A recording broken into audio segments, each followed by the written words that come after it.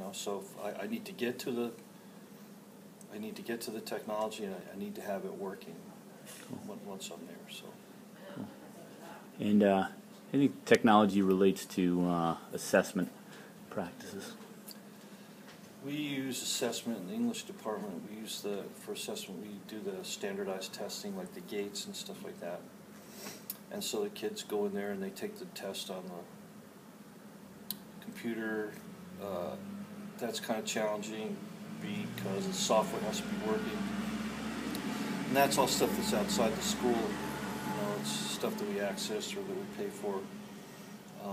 Those programs outside of school. So if those aren't working, that can be pretty challenging because a lot of times it's not something that Grant or somebody can really help us with.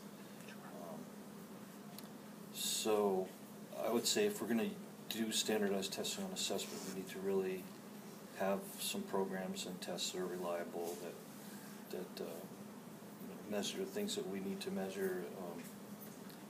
The GATES McGinnity has been good for us because it sort of gave us some standardized sort of baseline figures that we could check in pre-assessment and post-assessment.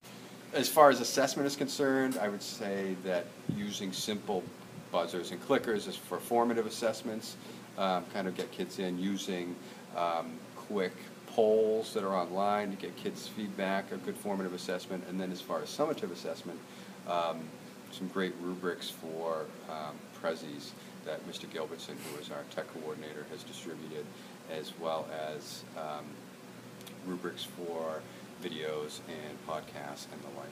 Well, where we are now, our math department has been using the Scantron to grade common assessments and to collect data, and that's been huge because we can take the text file export and put it directly into Excel, and so all the work is done for us, and I think that will continue, and we're going to continue to grow on that.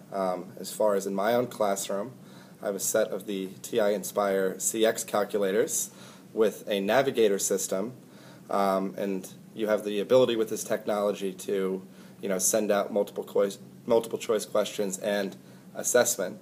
But I only use this in the formative sense right now because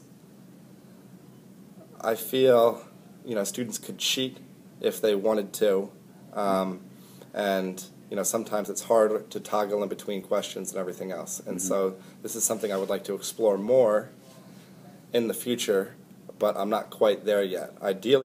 Cool. And so this year you used a lot of, I'd say, project-based assessments for some summative assessments that you did, and any interesting other sort of assessments that you think you had in there? I like the clickers. I think the clickers are great because you can use them as a pretest to see what kids know and get all the answers very quickly, and you can also use them for review to see if kids need a little more help in one particular area.